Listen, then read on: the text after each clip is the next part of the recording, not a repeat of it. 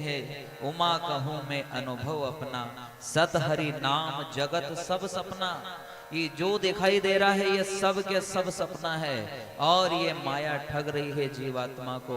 इस जीवात्मा का तो केवल एक से ही नाता है, और जन्म जन्मांतर से है, एक ही है, उसके अलावा दूजा कोई नहीं है, एक ही है, और वो उसका प्रीतम है, बस दूजा कोई नहीं। लेकिन यहाँ जगत में रिश्ते नाते जोड़ने लगे, ये मेरा ये मेरा ये मेरा ये मेरा ये मेरा। केवल एक से नाता जोड़ लो, मेरो तो गिरधर गोपाल दूसरो ना। मीराबाई ने एक से नाता जोड़ा है, एक में आ जाओ। कहते हैं जब तक एक में नहीं आओगे तब तक काम बनेगा नहीं, एक में आओ। सुखदेव मुनि ने इष्ट भी एक को कहा कि एक इष्ट होना चाहिए हमारा, एक इष्ट। अगर आप भोलेनाथ को ज्यादा मानते हो तो भोलेनाथ को ही जगत के सभी देवी देवताओं में देखो। हम ये नहीं कह रहे कि आप भोलेनाथ को मानते हो तो केवल भोलेनाथ के तीर्थ में जाना है, वृंदावन नहीं जाना है, नहीं। आप जगत के सब तीर्थों में जाओ, लेकिन एक इष्ट को देखो। अगर आप कृष्ण जी को ज्यादा मानते हो तो अपने कृष्ण जी को आप भोलेनाथ में भी देखो, माता जी में भी देखो, नाग देवता में भी देखो, गौ माता में भी देखो। कहते हैं जो अपने इष्ट को सब में देखता है, ध्यान देना, उसका इष्ट उसके हृदय में विराजमान हो जाता है और उसके अंतरात्मा को पट खोल देता है। क्योंकि भगवान की वाणी है, जहाँ की रही भावना जैसी।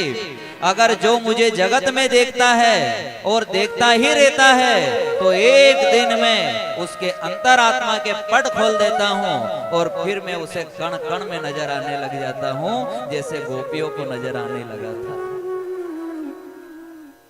क्या कहा?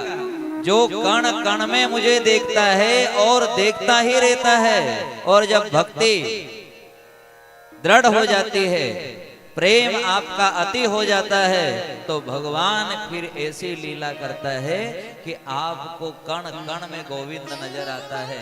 जैसे तुलसीदास जी महाराज, ध्यान देना, एक एक शब्द पर ध्यान देना। श्री तुलसीदास जी महाराज को कण कण में गोविंद नजर आवे, कण कण में राम जी नजर आए, रघुनाथ जी नजर आए। इसीलिए तो उन्होंने रामायण में सर्वप्रथम प्रणाम किया। तो कैसे किया कि सिया राम मय सब जग जानी, करहु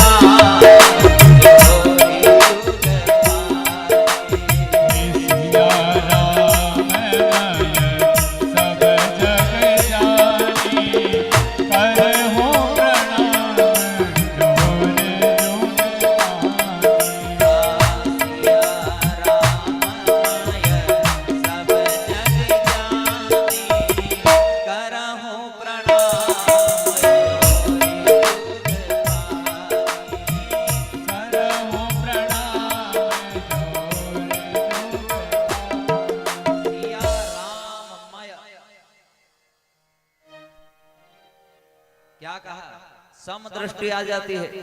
फिर कोई ये नहीं दिखता कि ये नीचा है, कि ये ऊंचा है, कि ये बड़ा है, कि ये छोटा है, कि ये बड़ा है, कि ये धनवान है, कि नहीं। फिर सब समदृष्टि।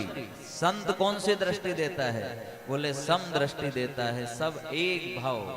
सिया राम मैं सब जग जाने। सभी माताएं भाई बंधु एक एक शब्दों पर ध्यान देना कि कहीं ऐसा ना हो कि धर्म करता कर्म फोड़ लो आप।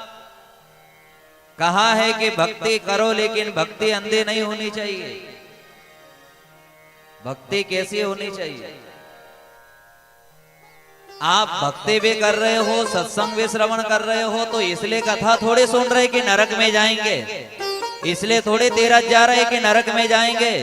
कथा इसलिए श्रवण कर रहे हैं कि भगवान की कृपा का वो मोती हमें मिल जाए, वो गुण हमें मिल जाए। लेकिन कहा कि जो जीवन भर भक्ति करता है लेकिन जगत से सुख की इच्छा करता है और जीवन भर काटने का काम करता है, उसका बुरा हो जाए, उसका बुरा हो जाए, तो उसकी भक्ति तो केवल बिन पानी के बादल के समान है। जैसे वो बादल नहीं घूमता है, उसमें पानी आनी नहीं है, केवल बादल घूम रहा है। बस ऐसे लोगों को नजर आ रहा है क्या, अरे ये तो भगत जी है, देखो इतनी बड़ी चोटी, क्या नहीं तिलक टपका, अरे न तुलसी का क्यारा, न रोज गौ महारानी को रोटी खिलाए, अरे ये तो भगत जी है। लेकिन ये वही बिना पानी का बादल है। कौन है? बिना पानी का बादल है। भले गौ महारानी को रोटी खिला रहा है, भक्ति कर रहा है, सत्संग सुन रहा है, लेकिन काटने का काम भी कर रहा है। उसका बुरा हो जाए, उसका बुरा हो जाए तो समझ लेना ये कौन है? बिना पानी का बादला कई कर्म का नहीं। तो यही कहा कि बिना भाव के भक्ति ऐसी है। भाव होना जरूरी है। विषय वासनाओं से दूर हटते जाओ। जैसे जैसे क्या कहा, जैसे जैसे बुढ़ापा आए अपनी भक्ति को दृढ़ बनाओ, लगे रहो, सतत लगे रहो। जब आप हर जगह गोविंद है ऐसा भाव बना लोगे तो आपको हर जगह गोविंद नजर आवेगा, इसमें कोई शंका नहीं है। ऐसा नहीं है कि केवल द्वापर युग में गोपियों को ही कण कण में भगवान नजर आया और उद्धव को भी बताया भगवान ने। ध्यान देना, सब गोपियां रोने लग गई। गोपियों ने कहा उद्धव हम पे विश्वास नहीं करते हैं, हे गोविंद अगर आपका प्रेम, आपके चरणों में अगर हमारा प्रेम पवित्र है तो आप जिस प्रकार हमें नजर आ रहे हो उसी प्रकार उद्धव को भी नजर आओ। और उद्धव जी ने क्या देखा कि जिन कृष्ण जी ने संदेश पहुंचाया है वही कृष्ण जी पेड़ पौधे पशु पंछी गाय के बछड़े के पास, बैल के पास, सबके पास बैठे और बैठे बैठे बांसुरी बजा रहे हैं। तो उद्धव जी का सारा अभिमान, ज्ञान का अहंकार सब नष्ट हो गया। बोले गजब, मैं जिसका संदेश लेके आया वही यहाँ है। भगवान कहते हैं मैं तो सदा मेरे भक्तों के साथ रहता हूँ। जो मुझ में मन लगाता है, जो मेरे लिए रोता है, जो मेरा गुणगान करता है, जो मेरी कथा श्रवण करता है, जो मुझसे ही जगत के सारे रिश्ते जोड़ देता है, तो मैं तो उसके ही पास रहता हूँ। मैं बेकुट में क्या करूँ, मैं तो उसी के पास रहता हूँ।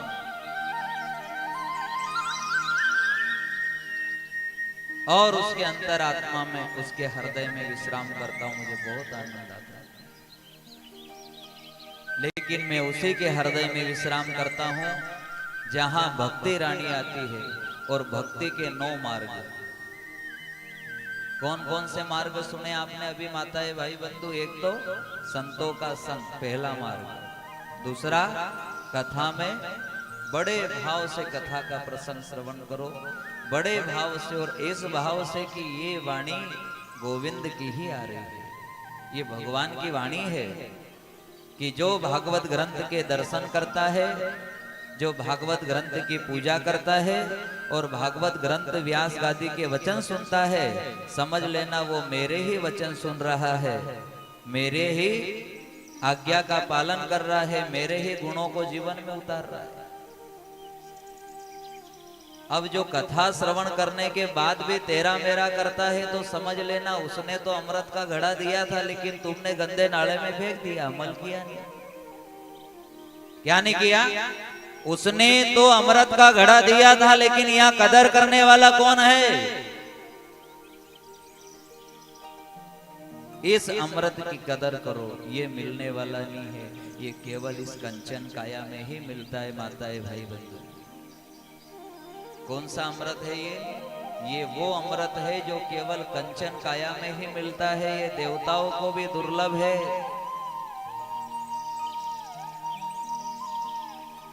बस यही प्रार्थना करते रहो आखिरी सांस तक, हे गोविंद जब तक मेरे काया में बल है, बस मुझे सदा तेरे भजन में ही लगाना, तेरे सत्संग में ही लगाना।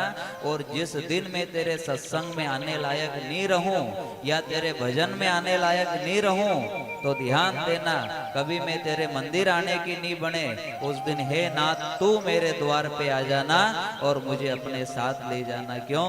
क्योंकि तेरे अलावा मेरा कोई नहीं है रे गोविंद, कोई नहीं।